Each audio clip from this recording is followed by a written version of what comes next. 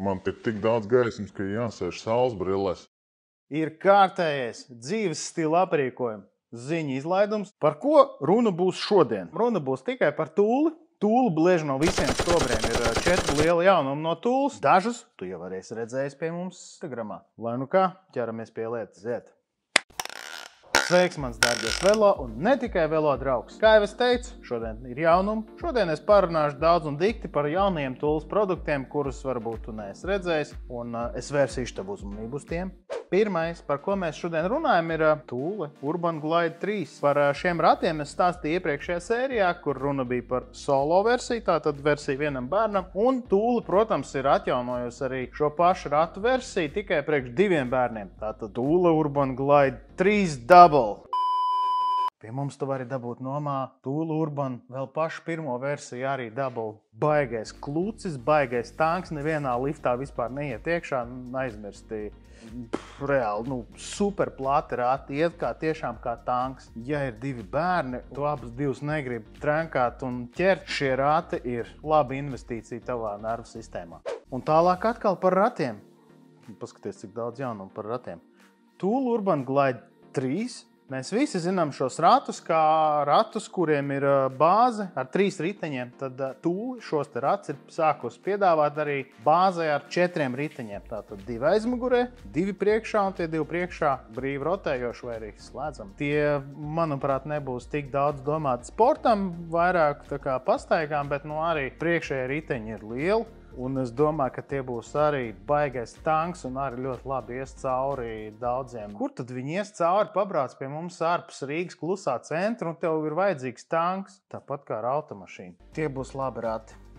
Otrais lielais jaunums. Tūle ir atjaunojusi savu Tūle Motion jumta bagažnieku sēriju. Tātad mums bija Tūle Motion XT un tagad ir iznākusi Tūle Motion 3. Dizains.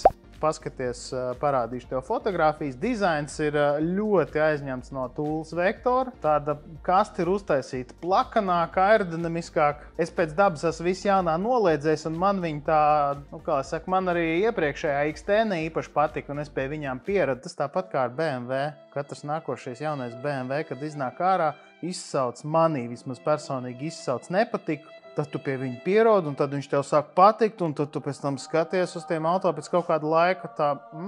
Te ir tāds pats stāsts. Motions XT, kurš man kādreiz likās, baigi neglītais klucis, tad tagad es viņās redzu kaut kādas, viņas tiešām ir ietilpīgas kvadrātainas kastes. No tā, ko es esmu pētījis, jaunās Tūle Motion 3 kastes ir atkal kļuvušas mazākas. Viņas ir kļuvušas zemākas. Dizaina valoda, paskaties, ir paņemta no Tūles vektora, tādas jaunās dārgās kastes, tāda cena, man liekas, kastē vajadzētu pašai kraut mantas iekšā.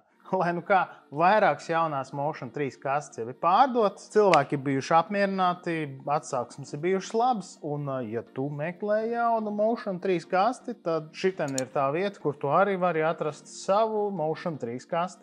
Un jaunums no Tūles, kas man nopļāva, kad es to ieraudzīju Instagramā, ir tāds, ka Tūle sāks piedāvāt un sāks ražot automašīnu krēsliņas bērniem. Wow! Es gaidu, ka Tūle sāks ražot arī automašīnas vai velosipēdus. Es gribētu pamēģināt tādu. Pēdējā šodienas ziņa Tūle Outset. Atceries, stāstīju iepriekšējā raidījumā par Tūles telti, kas ir montējama uz sakabsāķi, piekabsāķi. Oficiāli palaista Eiropas tirgumu ir zināma viņas standarta RRP Round Retail Price, jeb mazumtirdzniecības pārdošanas cena. Vai tu sēdi, jo ja tu nesēdies, apsēsties, jumta kaste. Telts maksā 3999 eiro. Spēcīgi.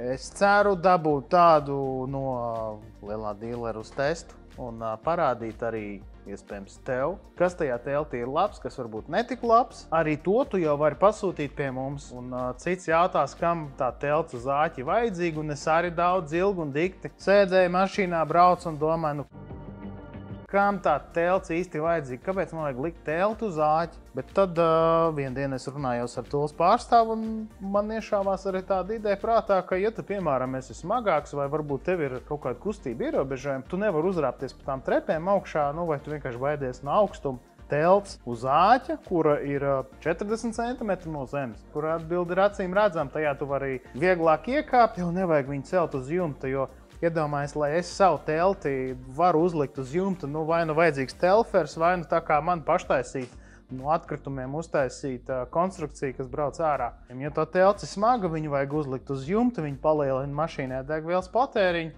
Un tā tad tālāk arī visas izrietošās sekas. Kāds ir izrietošās sekas? Mašīna paliek smagāka vadāmībā, kad tā telts, ja viņi ir labi, viņas var 75 kilo. To var just aizmugurē, tu to jūti mazāk.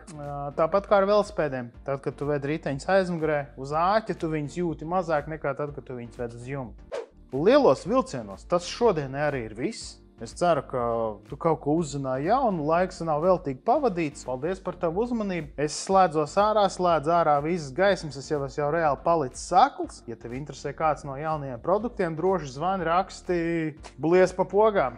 Gaidīšu tev ciemā. Priedeņcēl 11 piņķos. Tregers. Atā.